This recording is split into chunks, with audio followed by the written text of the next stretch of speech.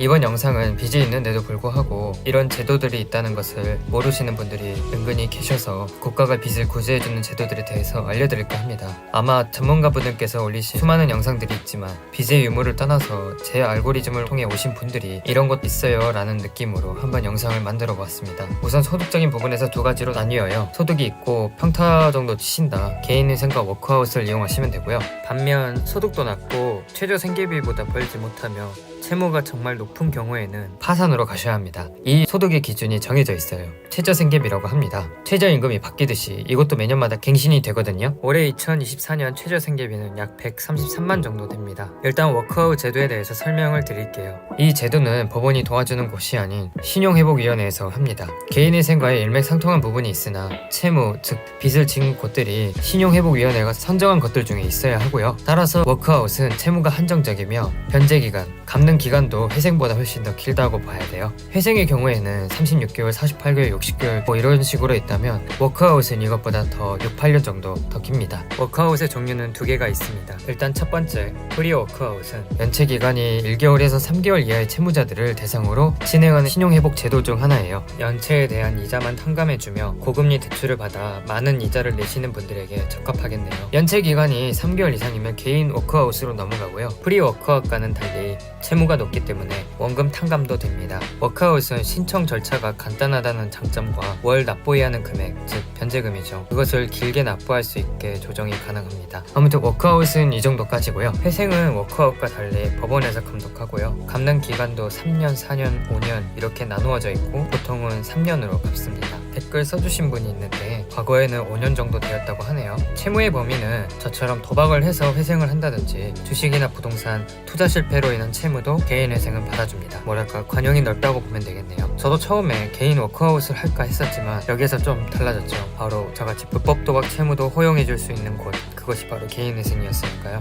그리고 원금 탕감도 워크아웃에 비해 높은 편인 것 같습니다. 회생의 단점이 있는데 신청 절차가 정말 많이 복잡하고 개시 결정까지 좀 떨어지는 데 걸려요. 이걸 솔플로 하시는 분도 계신지 모르겠습니다만 쉽지가 않고요. 그래서 그런가 이런 것들을 대행으로 법무법인이 해주고 있습니다. 아무튼 빚이 크게 있는데도 불구하고 잠을 덜 자면서까지 엔잡하며 돈을 버시는 분들이 꽤 있습니다. 저도 그랬었고요. 소득이 있다면 쉽게 이용해 볼 수 있는 제도라고 생각하는데요.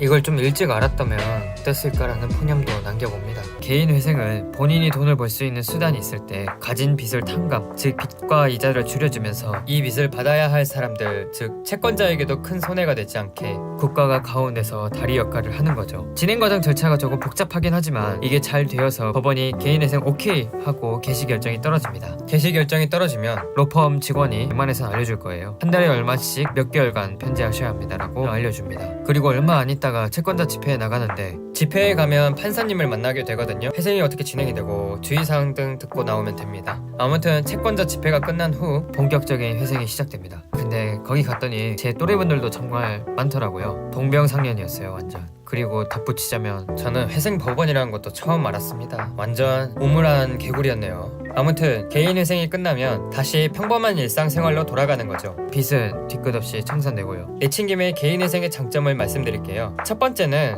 원금과 이자가 탕감이 돼요. 유튜브에 영상들을 좀 봤었어요. 원금 탕감이 많이 되는 경우도 있었고 적게 되는 경우도 있었고 혹은 아예 탕감이 안 되고 이자만 전액 탕감되는 것도 있었고 각양각색이더라고요. 탕감 기준이 뭘까요? 자세히는 모르겠지만 제 생각엔 법무법인이 대행하여 처리하는 능력과 회생 법원에 있는 사람들, 판사님들이나 변호사님들이겠죠. 그분들이 다양한 만큼 신청하는 내용 보고 판단하는 기준이 다 다를 거라고 봐요. 두 번째는 추심 전화가 오지 않아요. 개인회생 신청 후 진행이 되면서 국가가 탱커 역할을 해주기 때문인데요. 저도 가끔씩 왔었던 추심 전화는 정말 귀찮고 스트레스였어요. 그냥 빨랑 돈 갚으세요 이건데 참 여러가지 꾸민말, 미사여구를 붙여서 하더라고요. 물론 추심하는 입장에서도 힘드시겠지만 받는 입장에서도 정말 피곤하긴 해요. 그리고 3금융권 사채는 안 해봤지만 불법 추심도 자체적으로 하잖아요. 사례들을 좀 인터넷으로 좀 봤었는데 제가 그걸 겪었다고 생각해보니 정신이 좀 아찔해지는 순간이에요. 세 번째는 이로 인해 마음과 체력의 여유가 어느 정도 생겨요. 쉬지 않고 일을 하지 않아도 되고 이런 고민을 많이 했었는데 이번 달 돈을 어떻게 막을까? 이 친구, 이 형님, 이 동생분에게 빌려볼까? 아니면 가족들에게, 형제들에게 빌려볼까 고민하기도 했었죠. 또는 리볼빙을 할까? 아니면 현금 서비스나 카드론을 받을까? 이러기도 했었죠.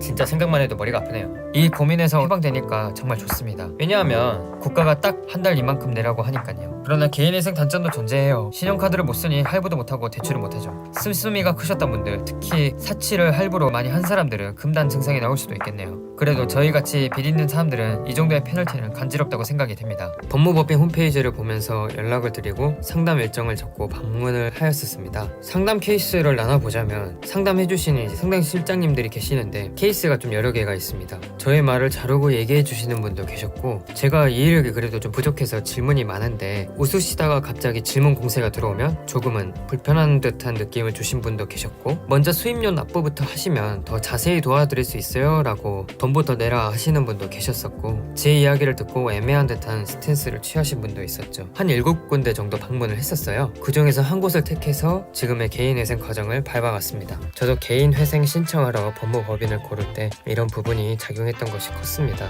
첫 번째는 친절하게 가르쳐주는 곳이라고 생각합니다. 저희는 전문가가 아니잖아요. 정말 몰라요. 그곳에 가면 저희는 팔랑귀가 되는 것 같거든요. 높은 확률로 친절함이 묻어나오는 곳에는 진실하다고 많이 느껴요. 진실한 곳일수록 좋은 서비스를 받을 확률이 높다고 봐야 합니다. 비전문가인 손님의 이야기를 잘 경청해주면서 잘 모르는 부분을 상세히 친절히 알려주시는 것이 상담해주시는 부분의 본분이라고 생각이 되고요. 또 상담을 받으시는 저희 분도 궁금한 게 있으면 절대 애매하게 알았다고 하지 말고 질문을 꼭 해서 피드백을 받고 조율을 하는 것이 맞지, 어영부영 넘어가는 것은 안 된다고 생각을 합니다. 따라서 질문을 하면서 그 질문을 받아주는 그런 상담 실장님 분들이 친절하게 답변해 주시고 상세하게 알려주시는 것이 좋은 서비스를 받을 확률이 높지 않을까 싶습니다. 저 같은 경우에는 질문이 좀 많고요. 제가 봐도 답답해요. 그래서 공부를 못했는가? 아무튼 질문 형태는 이럴 수 있겠죠. 이렇게 하면 어떻게 되나요? 이게 왜 그렇게 되는 것일까요? 그랬을 때 진짜 얼버무리지 않고 친절하게 상세히 답변해 주실수록 그런 곳일수록 믿고 맡겨볼 수 있지 않을까 생각이 듭니다. 진정성이 있는 것이죠. 진정성이 있는 곳은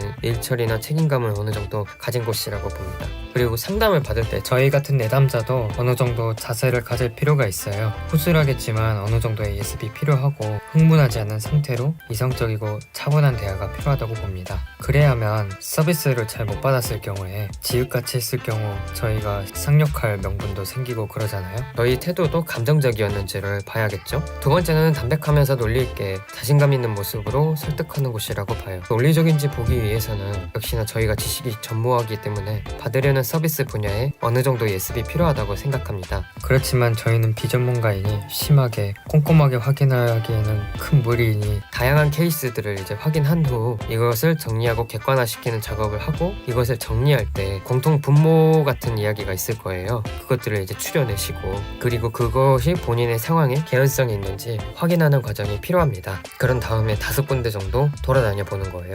그들이 공통으로 하는 이야기가 무엇인지 처음에 했던 과정을 대조, 비교해보는 거죠. 하면서 직감으로 여기가 그래도 잘 얘기한 것 같네 라고 생각이 되시면 그곳으로 가면 되겠습니다. 또 이 과정 중에서 첫 번째 항목이 포함되는지도 평가를 할 수가 있겠고요. 이게 좀 귀찮고 굳이 이래야 하나 싶기도 합니다만, 이런 모바일 이식이나 개인회생 같은 큰 서비스를 본인 인생의 터닝포인트 같은 순간인 경우에는 이런 과정이 필요하지 않을까 생각을 합니다. 단순히 놀자고 하는 것이 아니기 때문이죠. 진짜 귀찮으시다, 헷갈린다, 그러면 첫 번째를 믿고 더블로 가시면 될 것 같습니다. 개인회생을 하기 전에는 훈련받기와 투잡으로 버티면서 갚아 나아가고 다음 달을 어떻게 해야 할까 이 생각들이 보통이었는데, 일단 회생을 하고 나니까 평범한 일상으로 다시 돌아온 것 같아요. 그래도 빚이라는 것은 있기 때문에 완전한 평범함이라고 할 수는 없지만 개인회생을 신청하고 몇 주 있다가 채무 독촉이 안 오게 되더라고요. 이게 안 오니까 일상이 확실하게 깨끗한 느낌이 있고요. 시스템은 잘 모르지만 아무래도 제 생각 환경에 맞춰서 원금 탕감도 받을 수 있고, 제가 느끼기엔 개인회생의 큰 포인트는 납부 일정과 이자 탕감이라고 봅니다. 이자 때문에 숨을 못 쉬는 경우가 허다하잖아요. 저도 이자 포함해 약 250 정도 냈었거든요. 정말 이러다가 빚 갚다가 인생 보내겠더라고요. 이자를 없애주는 것도 메리트이지만 빚이 법원에 하나로 합쳐지는 것도 메리트라고 보는데, 채권사가 여러 곳일 때는 월별 납입 날짜가 제각각이잖아요. 거기에 맞춰 계획을 세우고 전략을 짜야 되는데 그러면 또 머리가 아팠거든요. 그런데 개인회생을 하면 월 한 번만 납부하면 되니까요. 채권사가 법원 딱 한 곳으로 바뀌는 거잖아요. 복잡하게 생각할 필요 없이 월 한 번만 내면 되니까요. 이러한 평범함이 돈의 소중함과 사소한 것까지 감사하게 됐어요. 예전에는 아무렇지 않게 사 먹었던 것들을 이제는 계획적으로 소비해야 하고 배째하고 참다가 어쩌다가 이제 한번 자신에게 보상하듯 허용해주면 정말 행복하더라고요.